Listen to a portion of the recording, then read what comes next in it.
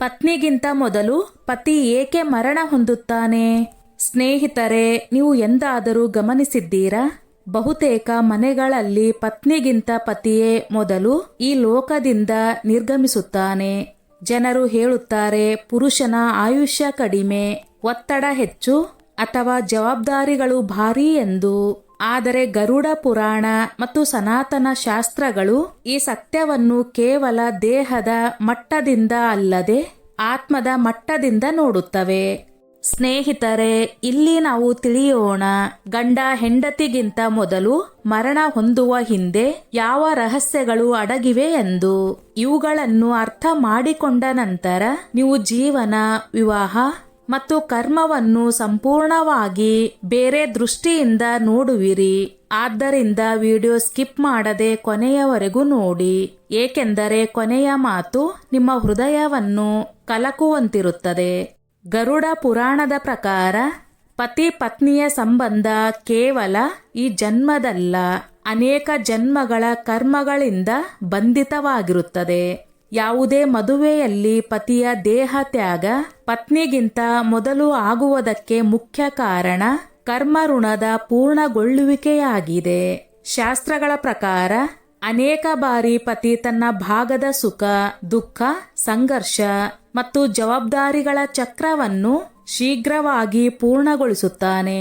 ಆದ್ದರಿಂದ ಅವನ ಆತ್ಮವನ್ನು ಸಂಸಾರದಲ್ಲಿ ಹೆಚ್ಚು ಸಮಯ ತಡೆಯಲಾಗುವುದಿಲ್ಲ. ಇದಕ್ಕೆ ವಿರುದ್ಧವಾಗಿ ಪತ್ನಿಯ ಕರ್ಮಚಕ್ರವು ಸಾಮಾನ್ಯವಾಗಿ ಅಪೂರ್ಣವಾಗಿ ಉಳಿಯುತ್ತದೆ ಮತ್ತು ಅವಳು ಕುಟುಂಬ, ಸಂತಾನ ಮತ್ತು ಸಮಾಜದ ಜವಾಬ್ದಾರಿಗಳನ್ನು ಪೂರೈಸಬೇಕಾಗುತ್ತದೆ.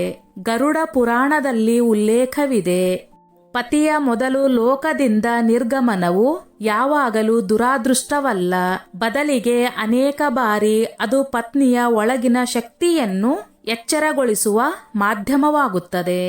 ಅವಳಲ್ಲಿ ಸಹನಶೀಲತೆ, ಆತ್ಮನಿರ್ಭರತೆ ಮತ್ತು ಚೈತನ್ಯದ ಬೆಳವಣಿಗೆ ಇನ್ನೂ ಬಾಕಿ ಇರುತ್ತದೆ. ಆದ್ದರಿಂದ ದೇವರು ಅವಳನ್ನು ಕಷ್ಟಕರ ಪರಿಸ್ಥಿತಿಗಳ ಮೂಲಕ ಕರೆದುಕೊಂಡು ಹೋಗಿ ಬಲಪಡಿಸುತ್ತಾನೆ. ಜನರು ಇದನ್ನು ದುರಾದೃಷ್ಟ ಎಂದು ತಿಳಿಯುತ್ತಾರೆ, ಆದರೆ ಶಾಸ್ತ್ರಗಳು ಇದನ್ನು ಆತ್ಮದ ಪರೀಕ್ಷೆ ಮತ್ತು ಉನ್ನತಿಯ ಹಂತ ಎಂದು ಹೇಳುತ್ತವೆ. ಇನ್ನೊಂದು ಗಹನ ಕಾರಣ, ಹಿಂದಿನ ಜನ್ಮಗಳಲ್ಲಿ ಅತಿಯಾದ ಭೋಗವಿಲಾಸ, ಅಹಂಕಾರ ಅಥವಾ ಅಧಿಕಾರ ಭಾವದಿಂದ ಜೀವಿಸಿದ್ದಲ್ಲಿ ಈ ಜನ್ಮದಲ್ಲಿ ಅವನಿಗೆ ಕಡಿಮೆ ಸಮಯ ನೀಡಲಾಗುತ್ತದೆ. ಇದರಿಂದ ಅವನು ಶೀಘ್ರವಾಗಿ ಸಂಸಾರದ ಮೋಹದಿಂದ ಮುಕ್ತನಾಗಿ ಆತ್ಮದ ಪ್ರಯಾಣವನ್ನು ಮುಂದುವರಿಸುತ್ತಾನೆ. ಅದೇ ಸಮಯದಲ್ಲಿ ಪತ್ನಿಗೆ ಹೆಚ್ಚು ಸಮಯ ನೀಡಲಾಗುತ್ತದೆ, ಏಕೆಂದರೆ ಅವಳು ಸೇವೆ, ತ್ಯಾಗ ಮತ್ತು ಧೈರ್ಯದ ಮೂಲಕ ತನ್ನ ಆತ್ಮಿಕ ಉನ್ನತಿಯನ್ನು ಪೂರ್ಣಗೊಳಿಸಬೇಕಾಗುತ್ತದೆ. ಗರುಡ ಪುರಾಣದ ಪ್ರಕಾರ ಅನೇಕ ಸಂದರ್ಭಗಳಲ್ಲಿ ಪತಿಯ ಮೊದಲು ಹೋಗುವುದು ಪತ್ನಿಯ ಕರ್ಮಗಳ ರಕ್ಷಣೆಯನ್ನು ಮಾಡುತ್ತದೆ. ವಿಧವಾ ಜೀವನ ಕಷ್ಟಕರವಾಗಿದ್ದರೂ ಅದರಲ್ಲಿ ಆತ್ಮದ ಬೆಳವಣಿಗೆ ವೇಗವಾಗುತ್ತದೆ. ಶಾಸ್ತ್ರಗಳಲ್ಲಿ ಸ್ಪಷ್ಟವಾಗಿ ಬರೆದಿದೆ, ತನ್ನ ಮನಸ್ಸಿನ ಭಾರವನ್ನು ಸಮಯಕ್ಕೆ ಸರಿಯಾಗಿ ಹಗುರಗೊಳಿಸದ ವ್ಯಕ್ತಿ ತನ್ನ ಪ್ರಾಣವನ್ನೇ ದುರ್ಬಲಗೊಳಿಸುತ್ತಾನೆ. ಅದೇ ಪತ್ನಿ ತನ್ನ ದುಃಖವನ್ನು ಅಳುವುದರ ಮೂಲಕ, ಮಾತನಾಡುವುದರ ಮೂಲಕ ಅಥವಾ ಬೇರೆ ರೂಪದಲ್ಲಿ ಹೊರಗೆ ಹಾಕುತ್ತಾಳೆ. ಆದ್ದರಿಂದ ಅವಳ ಮನಸ್ಸು ಸಾಪೇಕ್ಷವಾಗಿ ಹಗೂರವಾಗಿರುತ್ತದೆ ಮತ್ತು ಈ ಹಗೂರತೆಯೇ ಅವಳಿಗೆ ದೀರ್ಘಾಯುಷ್ಯವನ್ನು ನೀಡುತ್ತದೆ. ಗರುಡ ಪುರಾಣ ಇನ್ನೂ ಹೇಳುತ್ತದೆ, ಅನೇಕ ಬಾರಿ ಪತಿಯ ಶೀಘ್ರ ನಿರ್ಗಮನವು ಪತ್ನಿಯ ಜೀವನಕ್ಕೆ ಹೊಸ ದಿಕ್ಕು ನೀಡುವುದಕ್ಕಾಗಿಯೇ ಆಗುತ್ತದೆ. ಏಕೆಂದರೆ ಬಹುತೇಕ ಮಹಿಳೆಯರು ಮದುವೆಯ ನಂತರ ತಮ್ಮ ಗುರುತು, ಬಯಕೆಗಳು ಮತ್ತು ಆತ್ಮ ಗೌರವವನ್ನು ಪತಿಯ ಹಿಂದೆ ಬಿಟ್ಟು ಬಿಡುತ್ತಾರೆ. ಗಂಡನ ನಿರ್ಗಮನದ ನಂತರ ಅವಳು ತನ್ನ ಒಳಗಿನ ಶಕ್ತಿಯನ್ನು ಗುರುತಿಸುತ್ತಾಳೆ ಮತ್ತು ಆತ್ಮನಿರ್ಭರಳಾಗುತ್ತಾಳೆ. ಶಾಸ್ತ್ರಗಳು ಇದನ್ನು ಆತ್ಮದ ಜಾಗೃತಿ ಎಂದು ಕರೆಯುತ್ತವೆ. ಇನ್ನೊಂದು ಗಹನ ಕಾರಣವಿದೆ, ಅದನ್ನು ಕೇಳಿ ನೀವು ಆಶ್ಚರ್ಯ ಪಡಬಹುದು, ಆದರೆ ಅದೇ ಸತ್ಯ. ಅನೇಕ ಜನ್ಮಗಳಲ್ಲಿ ಪತಿ ಪತ್ನಿಯ ನಡುವಿನ ವಚನಗಳು ಮತ್ತು ಸಂಕಲ್ಪಗಳು ಈ ಜೀವನವನ್ನು ಪ್ರಭಾವಿಸುತ್ತವೆ. ಒಂದು ಜನ್ಮದಲ್ಲಿ ಪತಿ ಪತ್ನಿಯ ದುಃಖವನ್ನು ತಾನು ಹೊರಿಸಿಕೊಳ್ಳುವುದಾಗಿ ಸಂಕಲ್ಪ ಮಾಡಿದ್ದರೆ ಈ ಜನ್ಮದಲ್ಲಿ ಅದೇ ಸಂಕಲ್ಪ ಪತಿಯ ಶೀಘ್ರ ನಿರ್ಗಮನಕ್ಕೆ ಕಾರಣವಾಗಬಹುದು. ಇದನ್ನು ತ್ಯಾಗದ ಉನ್ನತ ರೂಪ ಎಂದು ಹೇಳಲಾಗಿದೆ. ಗರುಡ ಪುರಾಣದಲ್ಲಿ ಹೇಳಲಾಗಿದೆ, ಕೆಲವು ಆತ್ಮಗಳು ತಾವೇ ಕಷ್ಟವನ್ನು ಹೊರಿಸಿಕೊಂಡು ಇನ್ನೊಂದು ಆತ್ಮದ ಮಾರ್ಗವನ್ನು ಸುಲಭಗೊಳಿಸುತ್ತವೆ. ಇದೇ ಕಾರಣಕ್ಕೆ ಅನೇಕ ಬಾರಿ ಪತಿಯ ಮರಣದ ನಂತರ ಪತ್ನಿಯ ಜೀವನ ನಿಧಾನವಾಗಿ ಸ್ಥಿರ ಮತ್ತು ಶಾಂತವಾಗುತ್ತದೆ. ಇಲ್ಲಿ ಇದನ್ನು ಅರ್ಥ ಮಾಡಿಕೊಳ್ಳುವುದು ಬಹಳ ಅಗತ್ಯ. ಪ್ರತಿಯೊಬ್ಬ ಪತಿಯ ಶೀಘ್ರ ಮರಣವು ಪುಣ್ಯ ಅಥವಾ ತ್ಯಾಗದ ಸಂಕೇತವಲ್ಲ. ಕೆಲವು ಸಂದರ್ಭಗಳಲ್ಲಿ ಅದು ಸ್ಪಷ್ಟವಾಗಿ ತಪ್ಪು ಕರ್ಮಗಳು, ನಶೆ, ಕ್ರೋಧ, ಅಹಂಕಾರ ಮತ್ತು ಬೇಕಾಬಿಟ್ಟಿ ಜೀವನದ ಫಲಿತಾಂಶವಾಗಿರುತ್ತದೆ. ಶಾಸ್ತ್ರಗಳು ಇದನ್ನು ಕರ್ಮ ಫಲವೆಂದೇ ಪರಿಗಣಿಸುತ್ತವೆ, ಏಕೆಂದರೆ ದೇಹದೊಂದಿಗೆ ಮಾಡಿದ ಅನ್ಯಾಯವು ಆತ್ಮದ ಮೇಲೆ ಭಾರವಾಗುತ್ತದೆ. ತನ್ನ ದೇಹ, ಕರ್ತವ್ಯ ಮತ್ತು ಕುಟುಂಬದ ಜವಾಬ್ದಾರಿಗಳ ಬಗ್ಗೆ ಅನುಸರಣೆ ಮಾಡದ ಪುರುಷ ತನ್ನ ಆಯುಷ್ಯವನ್ನು ತಾನೇ ಕಡಿಮೆ ಮಾಡಿಕೊಳ್ಳುತ್ತಾನೆ. ಇದಕ್ಕೆ ವಿರುದ್ಧವಾಗಿ ಹೆಂಡತಿ ತನ್ನ ಆರೋಗ್ಯವನ್ನು ತ್ಯಾಗ ಮಾಡಿಯಾದರೂ ಕುಟುಂಬಕ್ಕೆ ಆದ್ಯತೆ ನೀಡುತ್ತಾಳೆ. ಅವಳ ಈ ಮಾನಸಿಕ ಸಮತೋಲನ ಮತ್ತು ಧೈರ್ಯವೇ ಅವಳನ್ನು ದೀರ್ಘಕಾಲ ಜೀವಂತವಾಗಿ ಇರಿಸುತ್ತದೆ. ಗರುಡ ಪುರಾಣದಲ್ಲಿ ಇದನ್ನು ಹೇಳಲಾಗಿದೆ. ಪತಿಯು ಮೊದಲು ಹೋಗುವುದು ಪತ್ನಿಗೆ ಕಠಿಣವಾದರೂ ಅಗತ್ಯವಾದ ಜೀವನ ಪಾಠವಾಗುತ್ತದೆ. ಈ ಅನುಭವದ ಮೂಲಕ ಅವಳು ಸಂಸಾರದ ಅಸ್ಥಿರತೆಯನ್ನು ಅರ್ಥ ಮಾಡಿಕೊಳ್ಳುತ್ತಾಳೆ. ಮೋಹ ಮತ್ತು ಆಶ್ರಯದ ಭಾವನೆಯಿಂದ ಮೇಲೆದ್ದು ದೇವರ ಮೇಲೆ ನಂಬಿಕೆ ಇಡುವುದನ್ನು ಕಲಿಯುತ್ತಾಳೆ. ಇದೇ ಕಾರಣಕ್ಕೆ ಸಾಮಾನ್ಯ ಜೀವನ ನಡೆಸುವ ಅನೇಕ ವಿಧವೆಯರು ಒಳಗಿನಿಂದ ಅತ್ಯಂತ ಶಕ್ತಿಶಾಲಿ, ಸ್ಥಿರ ಮತ್ತು ಆಧ್ಯಾತ್ಮಿಕವಾಗಿ ಜಾಗೃತರಾಗುತ್ತಾರೆ. ಸಮಾಜದ ದೃಷ್ಟಿಯಿಂದ ಪತಿಯ ಮರಣವನ್ನು ಪತ್ನಿಯ ದುರಾದೃಷ್ಟ ಎಂದು ಪರಿಗಣಿಸಲಾಗುತ್ತದೆ. ಆದರೆ ಶಾಸ್ತ್ರಗಳು ಇದನ್ನು ಆತ್ಮದ ಪ್ರಯಾಣ ಮತ್ತು ಕರ್ಮದ ಗಹನ ಸಿದ್ಧಾಂತಗಳೊಂದಿಗೆ ಸಂಯೋಜಿಸಿ ನೋಡುತ್ತವೆ. ಶಾಸ್ತ್ರಗಳು ಈ ಭಾವನೆಯನ್ನು ತಪ್ಪು ಎಂದು ಹೇಳುತ್ತವೆ. ಯಾರ ಮರಣವನ್ನು ಇನ್ನೊಬ್ಬರ ಭಾಗ್ಯದೊಂದಿಗೆ ಸಂಯೋಜಿಸುವುದು ಅಜ್ಞಾನ ಎಂದು. ಪ್ರತಿ ಆತ್ಮ ತನ್ನ ಪ್ರಯಾಣವನ್ನು ತಾವೇ ನಿರ್ಧರಿಸುತ್ತವೆ. ಯಾರು ಯಾರ ಆಯುಷ್ಯಕ್ಕೂ ಕಾರಣವಲ್ಲ. ಪತಿ ಪತ್ನಿಗಿಂತ ಮೊದಲು ಹೋಗುವುದು ಪತ್ನಿಯ ಜೀವನದ ಅಂತ್ಯವಲ್ಲ, ಬದಲಿಗೆ ಹೊಸ ಅಧ್ಯಾಯದ ಆರಂಭವಾಗಬಹುದು. ಅಲ್ಲಿ ಅವಳು ತನ್ನನ್ನು ತಾನು ಗುರುತಿಸಿಕೊಳ್ಳುತ್ತಾಳೆ, ತನ್ನ ಕರ್ಮಗಳನ್ನು ಸುಧಾರಿಸಿಕೊಳ್ಳುತ್ತಾಳೆ ಮತ್ತು ಮುಂದಿನ ಆತ್ಮಿಕ ಪ್ರಯಾಣಕ್ಕೆ ತನ್ನನ್ನು ತಾನು ಸಿದ್ಧಪಡಿಸುತ್ತಾಳೆ. ಇದೇ ಕಾರಣಕ್ಕೆ ಗರುಡ ಪುರಾಣವು ಮತ್ತೆ ಮತ್ತೆ ಹೇಳುತ್ತದೆ, ಮರಣವನ್ನು ಭಯವಲ್ಲ, ಗುರು ಎಂದು ಕಲಿಯಿರಿ, ಏಕೆಂದರೆ ಅದು ಜೀವನದ ನಿಜವಾದ ಸತ್ಯವನ್ನು ಕಲಿಸುತ್ತದೆ. ಇಲ್ಲಿಯವರೆಗೆ ನೀವು ತಿಳಿದುಕೊಂಡಿರುವುದು ಪತಿ ಪತ್ನಿಗಿಂತ ಮೊದಲು ಮರಣ ಹೊಂದುವ ಹಿಂದೆ ಕೇವಲ ದೇಹ ಅಥವಾ ಸಂಯೋಗವಲ್ಲ, ಕರ್ಮ, ಮಾನಸಿಕ ಒತ್ತಡ ಮತ್ತು ಆತ್ಮಿಕ ಕಾರಣಗಳು ಇವೆ. ಈಗ ನಾವು ಸಮಾಜದಲ್ಲಿ ಇನ್ನೂ ಇರುವ ದೊಡ್ಡ ಭ್ರಮೆಗಳನ್ನು ಭೇದಿಸೋಣ. ಮೊದಲ ಭ್ರಮೆ, ಪತಿ ಮೊದಲು ಮರಣ ಹೊಂದಿದರೆ ಪತ್ನಿ ಅಶುಭಳು ಎಂಬುವುದು. ಗರುಡ ಪುರಾಣ ಈ ಭಾವನೆಯನ್ನು ನೇರವಾಗಿ ಅಜ್ಞಾನ ಎಂದು ಕರೆಯುತ್ತದೆ, ಏಕೆಂದರೆ ಶಾಸ್ತ್ರಗಳ ಪ್ರಕಾರ ಯಾರು ಇನ್ನೊಬ್ಬರ ಮರಣಕ್ಕೆ ಕಾರಣವಲ್ಲ. ಎರಡನೇ ಭ್ರಮೆ, ಪತಿಯ ಶೀಘ್ರ ಮರಣದ ಅರ್ಥ ಅವನ ಜೀವನ ವ್ಯರ್ಥವಾಗಿತ್ತು ಎಂಬುವುದು. ನಿಜವೂ ಇದು. ಅನೇಕ ಆತ್ಮಗಳು ಕಡಿಮೆ ಸಮಯದಲ್ಲೇ ತಮ್ಮ ಜೀವನದ ಉದ್ದೇಶವನ್ನು ಪೂರ್ಣಗೊಳಿಸುತ್ತವೆ.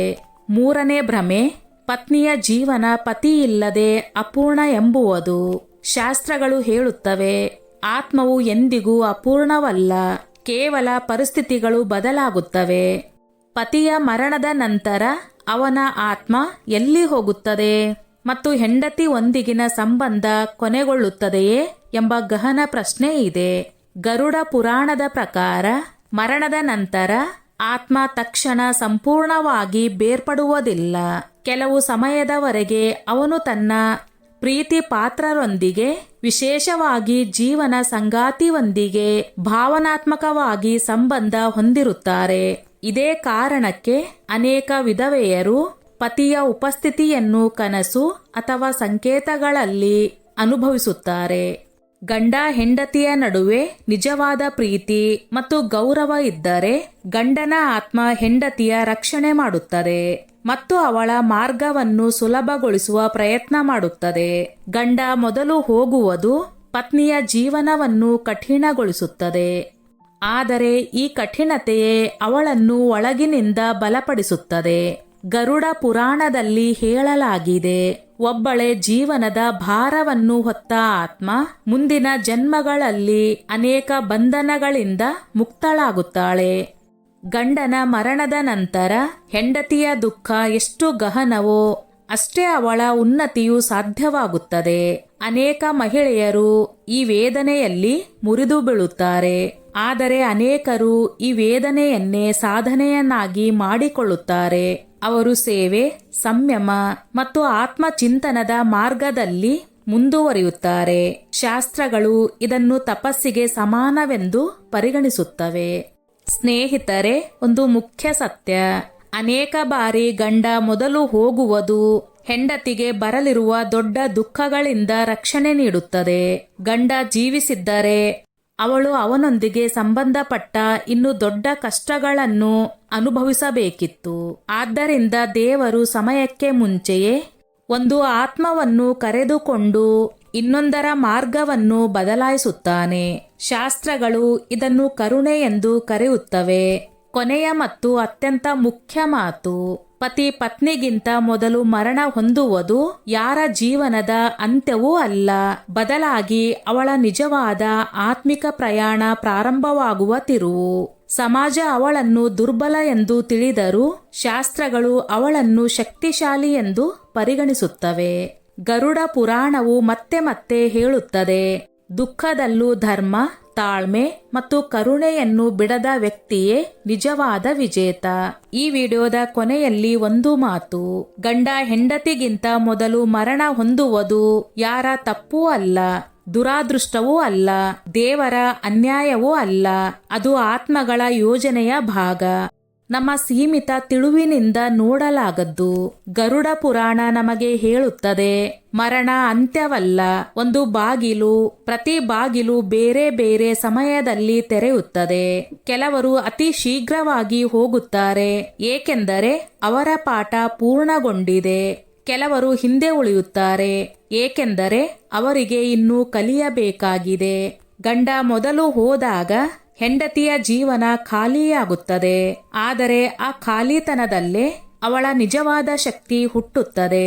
ಸಮಾಜ ದುರ್ಬಲ ಎಂದು ಕರೆಯುವ ಅವಳೇ ತನ್ನ ದುಃಖವನ್ನು ಸಹಿಸಿ ಕುಟುಂಬ, ಮಕ್ಕಳು ಮತ್ತು ತನ್ನನ್ನು ನಿಭಾಯಿಸುತ್ತಾಳೆ.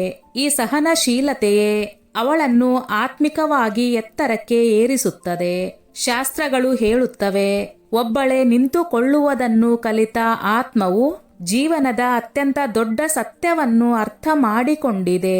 ಆದ್ದರಿಂದ ನಿಮ್ಮ ಜೀವನದಲ್ಲಿ ಅಥವಾ ನಿಮ್ಮ ಸುತ್ತಮುತ್ತ ಇಂತಹ ಉದಾಹರಣೆ ಇದ್ದರೆ ಅದನ್ನು ಭಯ ಅಥವಾ ಅಂಧವಿಶ್ವಾಸದ ದೃಷ್ಟಿಯಿಂದ ನೋಡಬೇಡಿ. ಬದಲಿಗೆ ಕರ್ಮ, ಕರುಣೆ ಮತ್ತು ಚೈತನ್ಯದ ದೃಷ್ಟಿಯಿಂದ ಅರ್ಥ ಮಾಡಿಕೊಳ್ಳಲು ಪ್ರಯತ್ನಿಸಿ. ಏಕೆಂದರೆ ಇಂದು ಹೋದವರು ಸಂಪೂರ್ಣವಾಗಿ ಹೋಗಿಲ್ಲ ಮತ್ತು ಉಳಿದವರು ಒಬ್ಬರೇ ಅಲ್ಲ. ಆತ್ಮಗಳು ಎಂದಿಗೂ ನಿಜವಾಗಿ ಬೇರ್ಪಡುವುದಿಲ್ಲ, ಅವು ಕೇವಲ ರೂಪ ಬದಲಾಯಿಸುತ್ತವೆ. ಈ ವಿಡಿಯೋ ನಿಮ್ಮ ಹೃದಯವನ್ನು ತಲುಪಿದ್ದಲ್ಲಿ, ನಿಮ್ಮನ್ನು ಯೋಚನೆ ಮಾಡುವಂತೆ ಮಾಡಿದ್ದಲ್ಲಿ ಅಥವಾ ಯಾರ ಬಗ್ಗೆಯಾದರೂ ಗೌರವ ಹೆಚ್ಚಳ ಮಾಡಿದ್ದಲ್ಲಿ ತಪ್ಪದೆ ಲೈಕ್ ಮಾಡಿ. ಈ ಗಹನ ಸತ್ಯವನ್ನು ಅರ್ಥ ಮಾಡಿಕೊಳ್ಳಲು ಬಯಸುವ ಸ್ನೇಹಿತರು ಮತ್ತು ತಪ್ಪದೆ ಈ ವಿಡಿಯೋ ಶೇರ್ ಮಾಡಿ. ಇಲ್ಲಿ ನಾವು ಕೇವಲ ಕತೆಗಳನ್ನು ಹೇಳುವುದಿಲ್ಲ, ಜೀವನದ ಅರ್ಥವನ್ನು ಅರ್ಥ ಮಾಡಿಕೊಳ್ಳುವ ಪ್ರಯತ್ನ ಮಾಡುತ್ತೇವೆ. ಸ್ನೇಹಿತರೆ, ಈ ನನ್ನ ಮಾಹಿತಿ ನಿಮಗೆ ಇಷ್ಟವಾಗಿದ್ದಲ್ಲಿ ದಯವಿಟ್ಟು ಶೇರ್ ಮಾಡಿ, ಲೈಕ್ ಮಾಡಿ ಮತ್ತು ಸಬ್ಸ್ಕ್ರೈಬ್ ಮಾಡಿ.